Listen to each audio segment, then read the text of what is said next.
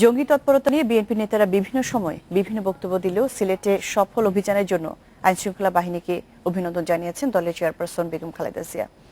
ধর্মীয় জঙ্গিবাদের নামে দেশে সন্ত্রাসী কর্মকাণ্ডের বিস্তার ঘটেছে বলেও উল্লেখ করেছেন তিনি। খালেদা জিয়া বিবৃতিকে স্বাগত জানিয়ে বিশ্লেষকেরা বলছেন, এটি জঙ্গিবাদ ইস্যুতে বিএনপির অবস্থান পরিবর্তনের ইঙ্গিত। জঙ্গিবাদ ইস্যুকে সরকার অতিরঞ্জন করে ক্ষমতায় টিকে থাকার উপায় হিসেবে ব্যবহার করছে, এমন অভিযোগ বিভিন্ন সময়ে করেছেন বিএনপির শীর্ষ পর্যায়ের অনেক নেতা। আত্মঘাতী বোমা বিস্ফোরণে শুধু জঙ্গিরাই কেন মারা যাচ্ছে সে প্রশ্নও তুলেছেন অনেকে। জঙ্গিবাদের মতো ভয়ঙ্কর ইস্যুগুলোকে বায়োস্কোপের মতো জনগণের সামনে নিয়ে আসা হয়। এই সমস্যাকে জিইয়ে রেখে তারা রাজনৈতিক উদ্দেশ্য হাসিল করতে চায়। তবে সিলেটের আতিয়া মহলে জঙ্গি বিরোধী অভিযানের পর মঙ্গলবার এক বিবৃতিতে সেনাবাহিনীর প্যারা কমান্ডোদের অভিনন্দন জানিয়েছেন খালেদা জিয়া। জঙ্গিবাদের ঘটনায় উদ্বেগ জানিয়ে জাতীয়ভাবে এ সমস্যা মোকাবেলায় সবাইকে ঐক্যবদ্ধ হওয়ার আহ্বানও জানিয়েছেন তিনি।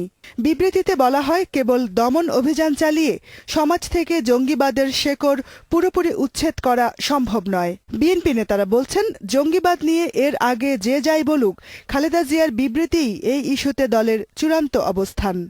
এ নিয়েও কিন্তু ম্যাডাম খালেদা জিয়া খুব স্পষ্ট বক্তব্য রেখেছেন, বিবৃতি দিয়েছেন এবং আমাদের দলীয় অবস্থানকে পরিষ্কার করেছেন। এতে করেও আমরা কিন্তু জাতির সামনে স্পষ্ট করেছি যে জঙ্গিবাদ এবং উগ্রবাদের বিরুদ্ধে আমাদের অবস্থান অত্যন্ত সুদৃঢ়। অন্যদিকে এই বিবৃতিকে ইতিবাচক হিসেবে দেখছেন নিরাপত্তা বিশ্লেষকেরা। জঙ্গিবাদের বিরুদ্ধে বিএনপির কঠোর অবস্থানকে স্বাগত জানিয়েছেন তারা। খালেদা জিয়ার গতকালকের বক্তব্যটা খুবই পজিটিভ ছিল এবং এটা আমার মনে হয় বিএনপির একটা সরে আসাই তার আগের পজিশন থেকে। এর মাধ্যমে যদি আমরা কোনো একটা রাজনৈতিক সমঝোতায় পৌঁছতে পারি, তাহলে কিন্তু এই জঙ্গি দমনের ক্ষেত্রে এটা একটা বিরাট অগ্রগতি বলে আমি মনে করব। রাজনৈতিক দৃষ্টিকোণ থেকে না দেখে জঙ্গিবাদ মোকাবেলায় সব দলের ঐক্যমত থাকা দরকার বলেও মনে করছেন নিরাপত্তা বিশ্লেষকেরা। Jahanara Parvin, Independent News, Dhaka.